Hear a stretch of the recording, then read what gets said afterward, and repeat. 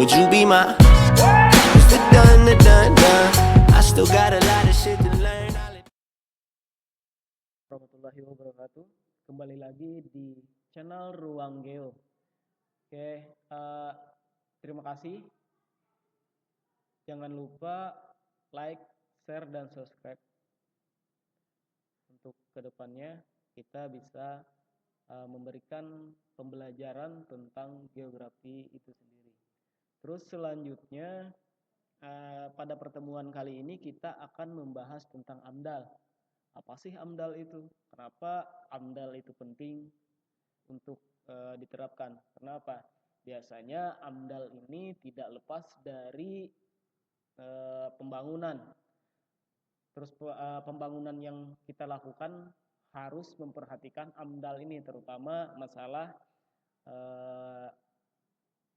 kawasan industri, pertambangan, pariwisata, dan sebagainya yang berkaitan dengan lingkungan. Itu tidak terlepas dari AMDAL. Ini ini adalah kelanjutan dari video sebelumnya, di mana ini masih membahas tentang pemanfaatan atau pengelolaan sumber daya alam yang ada di Indonesia.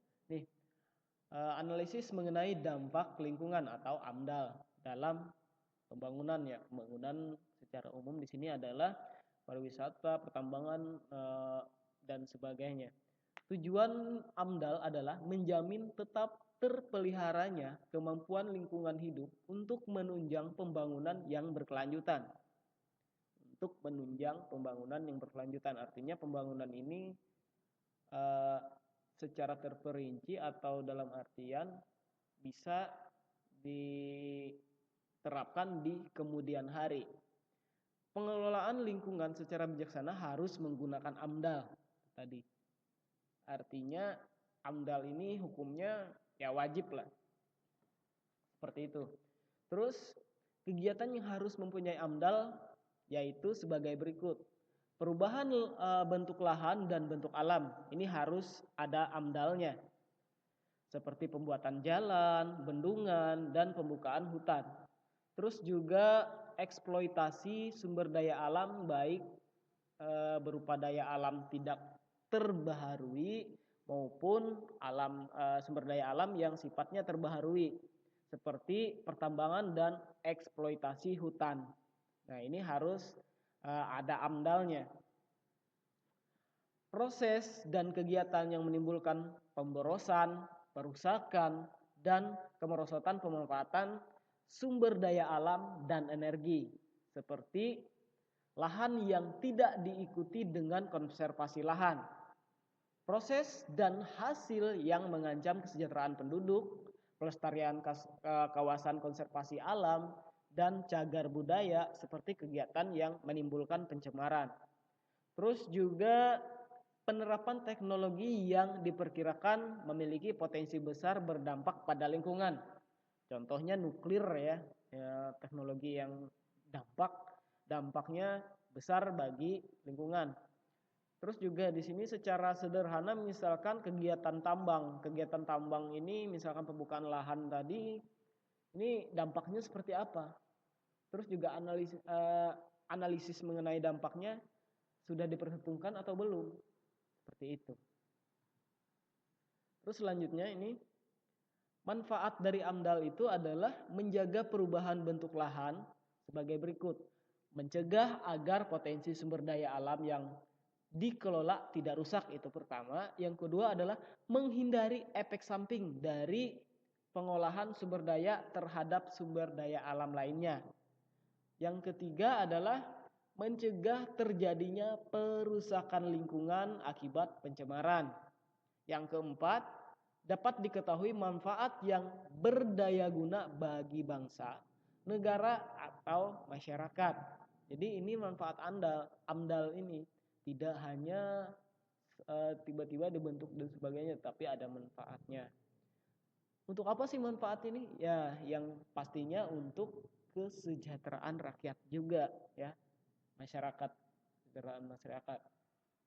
Selanjutnya AMDAL disusun dengan langkah-langkah sebagai berikut. Nah, yang pertama adalah penyalinan informasi lingkungan atau PIL berisi informasi tentang kondisi lingkungan sebelum suatu kegiatan itu dilaksanakan. Kerangka acuan AMDAL atau KA harus disusun dan disepakati bersama oleh pihak-pihak terkait. Terus juga yang ketiga, rencana pengelolaan lingkungan atau RKL menjelaskan teknis pengelolaan lingkungan yang terkena dampak dari kegiatan ini. Terus yang keempat adalah RVL, rencana pemantauan lingkungan, dilakukan untuk mengetahui dampak pada setiap aspek lingkungan.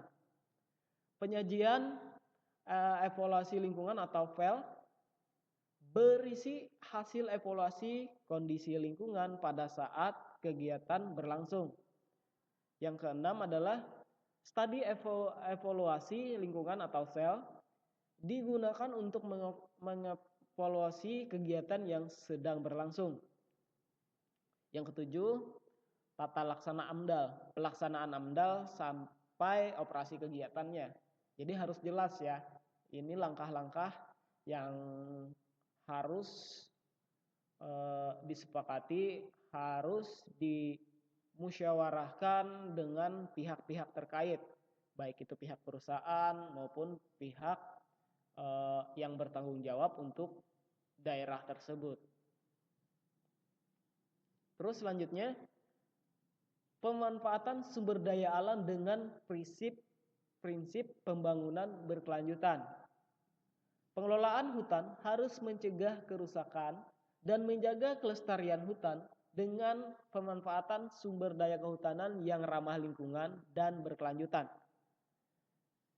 A. Menambah kawasan konservasi hutan seperti tanaman nasional cagar alam, misalnya Taman Nasional Sebangau di Kalimantan, Taman Nasional Gunung Leuser di Aceh. Tujuannya tidak lain adalah untuk melestarikan sumber daya alam hayati dan ekosistemnya.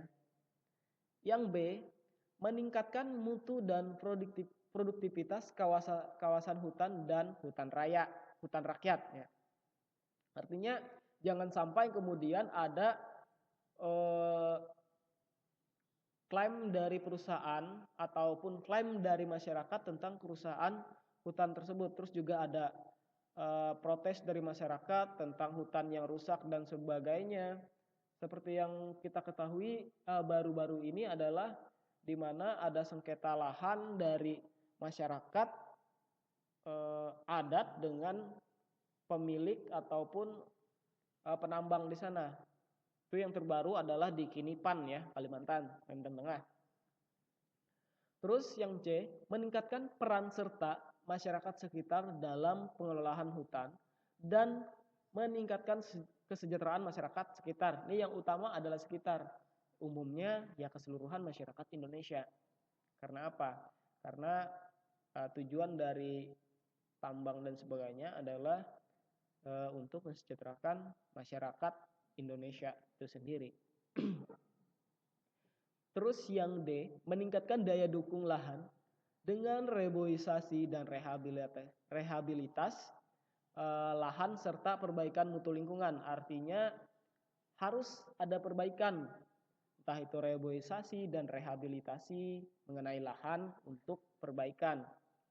Terus yang selanjutnya, meningkatkan peran pemerintah dalam pengelolaan dan pembangunan kehutanan. Artinya pemerintah juga harus lebih aktif lagi dalam meningkatkan ini, pembangunan dan kehutanan ini. Terus meningkatkan penelitian dan pengembangan di bidang kehutanan. Artinya cara untuk meningkatkannya mungkin bisa melalui bantuan dana dan sebagainya, supaya orang-orang yang mempunyai kompetensi di bidang itu dengan lebih leluasa untuk mengadakan penelitian ini. Nih, yang terakhir adalah menindak tegas pelaku penebangan liar atau illegal logging, perambah hutan, dan pemburu satwa langka. Nah, ini yang perlu diinikan ya. Tapi kadang-kadang biasanya ada juga yang sifatnya penyelundupan dan sebagainya. Padahal ini sudah dilaksanakan dan sebagainya, sudah dikasih efek jerak ibaratnya bagi yang memburu satwa langka dan sebagainya. Terus selanjutnya ini ada kegiatan pertambangan yang berkelanjutan, dampak yang diakibatkan oleh kegiatan penambangan menurut UNEP antara lain sebagai berikut. Yang A adalah kerusakan habitat flora dan fauna di lokasi pertambangan, perubahan penggunaan lahan produktif, limbah tambang dan pembuangan tiling, pencemaran udara, tanah, air dan suara, bising ya maksudnya di sini. Terus juga pemaparan bahan kimia di tempat kerja, kecelakaan tambang, penghancuran kawasan budaya masyarakat dan situs-situs arkeolog. Kesehatan masyarakat di sekitar lokasi pertambangan juga perlu diperhatikan. Jangan sampai ini diabaikan seperti itu. Nah, ini ada kegiatan perikanan yang berkelanjutan. Seperti kita ketahui ya, Indonesia ini sangat kaya akan daya perikanan, baik itu ikan laut, air maupun air tawarnya. Jadi kegiatan perikanan air tawar maupun air laut ini dapat berkontribusi dalam penyediaan lapangan kerja, pendapatan masyarakat, serta sumber devisa negara. Sumber daya perikanan sendiri merupakan sumber daya alam yang dapat diperbaharui. Tetapi bukan berarti penggunaannya dapat dilakukan secara berlebihan dan sebagainya ya.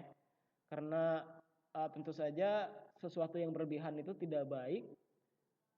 Misalnya ini, bila dilakukan secara berlebihan, dapat merusak dan mengakibatkan kepunahan. Kerusakan sumber daya perikanan juga dapat disebabkan oleh beberapa hal, seperti misalnya pembuangan limbah industri dan penebangan hutan bakau maupun mangrove ya. Itu kegiatan perikanan. Nah, ini upaya pemanfaatan sumber daya perikanan yang berkelanjutan sebagai berikut. Mengatur jumlah ikan, jenis ikan, dan ukuran ikan yang boleh ditangkap. Yang pertama. Terus yang tidak boleh ditangkap itu ukurannya seperti apa, jenisnya seperti apa.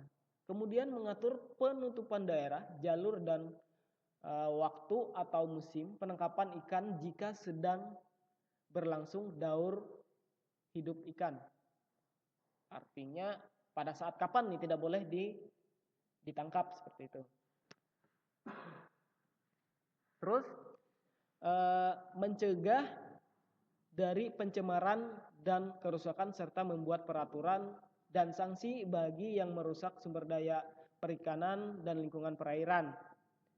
Terus meningkatkan produktivitas perairan dengan menebar jenis ikan. Ini harusnya yang pejabat-pejabat berkaitan ya. Budidaya ikan tidak hanya terbatas di kolam dan tambak, tetapi berkembang di sungai, danau, sebagai produktivitasnya ini bisa lebih meningkat lagi. Selain itu, membuat peraturan untuk mencegah pencemaran pada badan-badan air tersebut. Terus penangkapan tidak menggunakan bahan peledak atau beracun. Seperti misalkan nih, yang dilarang adalah pukat harimau, terus juga bom. Ini sangat dilarang. Karena sifatnya tadi, dia akan merugikan nelayan dalam jangka panjang. Kenapa demikian? Karena yang kecil juga akan ikut mati. Yang seharusnya kecil itu tidak usah ditangkap supaya dia besar dulu, ini malah ikut mati juga. Dan ini akan menyebabkan kepunahan. Terus melakukan pengawasan dan pengendalian terhadap jumlah kapal perikanan, alat yang digunakan, terus juga hasil tangkapannya, menindak tegas pelaku pencurian ikan atau illegal fishing dari negara lain. Ini sering terjadi ya pada era Menteri Susi kemarin, Menteri Susi Pujiastuti, di mana kapal-kapal negara lain yang ketahuan menangkap atau mencuri ikan di wilayah Indonesia, maka akan ditenggelamkan kapalnya. Makanya Menteri Susi sangat terkenal dengan jargon tenggelamkan. Terus menetapkan kawasan konservasi laut seperti taman laut dan cagar alam laut yang bertujuan untuk melindungi ikan dari penangkapan yang berlebihan seperti Taman Nasional Teluk Cendrawasih dan Taman Nasional Teluk Bonerate. Ini adalah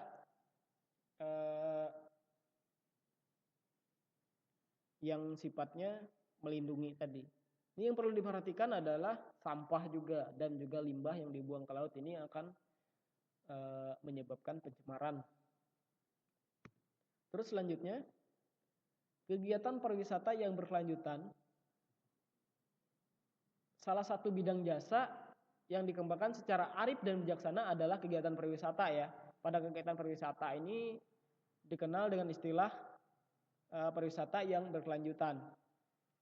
Pariwisata berkelanjutan adalah pariwisata yang mempunyai tujuan konservasi dan partisipasi dari masyarakat lokal. Nih, misalkan salah satu bentuk rasa syukur atas anugerah dan keindahan yang telah Tuhan berikan yaitu dengan tidak mencemari lingkungan seperti buang sampah pada tempatnya. Itu yang harus dilakukan. Tidak membuang sampah sembarangan. Terus jangan begitu kita sudah ikut berpartisipasi dalam pengembangan kegiatan pariwisata ini. Jadi dengan melakukan hal yang sederhana seperti itu kita sudah ikut berpartisipasi. Seperti itu ya. Pariwisata berkelanjutan sendiri ini artinya tidak mengabaikan yang akan datang, tidak mengabaikan yang akan datang. Artinya peran sertanya masyarakat harus memperhatikan lingkungan, terus juga dari segi sosialnya, ekonominya, ini yang harus diperhatikan sehingga tidak mengabaikan yang tiga ini juga. Artinya apa?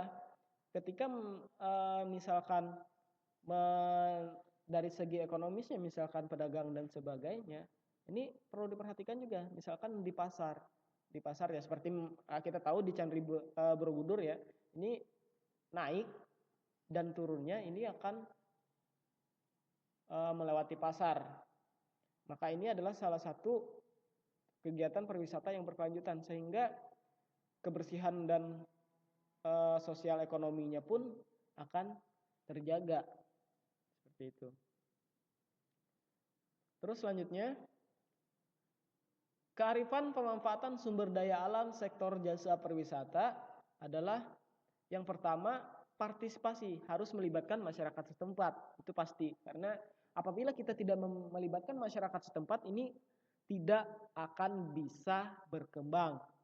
Terus mengikut sertakan para pelaku stakeholder seperti pemerintah daerah, asosiasi wisata, disebut Parpora ya, LSM di bidang lingkungan, terus juga asosiasi bisnis, ini harus bersatu atau saling melengkapi untuk bisa membangun atau bisa memanfaatkan sumber daya alam ini tadi dalam pembangunan pariwisatanya.